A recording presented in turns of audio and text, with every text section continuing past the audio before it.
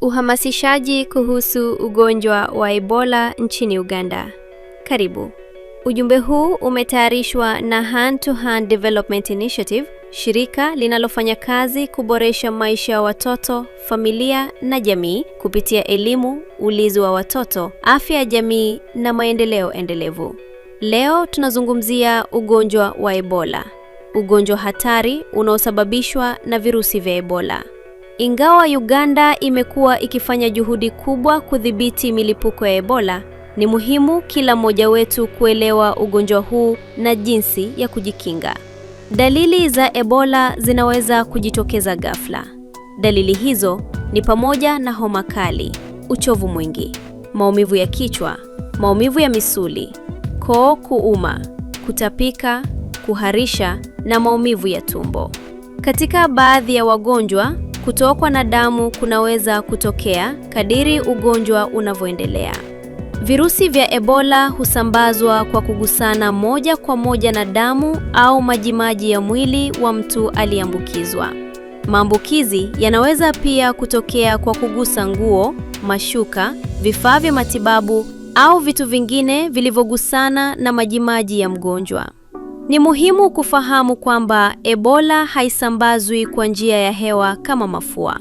Maambukizi hutokea kupitia kugusana moja kwa moja na majimaji ya mwili wa mtu mwenye maambukizi. Njia bora za kujikinga ni kunawa mikono mara kwa mara kwa maji safi na sabuni au kutumia vitakasa mikono vyenye pombe. Epuka kugusa mtu mwenye dalili za Ebola bila vifaa maalumu vya kujikinga. Ikiwa unashuku mtu ana dalili za Ebola, wasiliana mara moja na kituo cha afya kilicho karibu au fuata maelekezo ya mamlaka za afya. Utambuzi wa mapema na matibabu ya haraka huongeza nafasi ya mgonjwa kupata huduma bora na pia husaidia kuzuia ugonjwa kuenea kwa watu wengine. Kila mwanajamii ana nafasi muhimu katika kupambana na Ebola. Kwa kushirikiana na wahudumu wa afya, kufuata taarifa rasmi na kutoa taarifa mapema kuhusu wagonjwa wanaoshukiwa, tunaweza kulinda familia zetu na jamii kwa ujumla.